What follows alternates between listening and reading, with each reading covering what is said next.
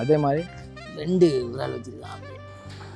விரால் மீன் வந்து எல்லாருக்கும் பிடிக்கும் இல்லை, அதுவும் வாங்குறது வந்து பெரிய ஒரு அரிதான விஷயம்.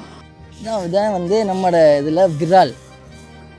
அக்கரைப்பத்துலேருந்து ஊருக்கு போகிற வழியில் இந்த இடம் வந்து நம்மளோட சாகாமத்தை தாண்டி வரக்குள்ள இருக்கிற அந்த பிரிட்ஜ் தான் இது.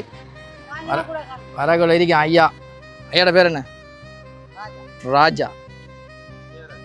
விஜயராஜிட்ட நல்ல விரால் வச்சிருக்காரு. ஓப்பன் பண்ணுங்க பாப்போம். ஓப்பன் பண்ணுங்க.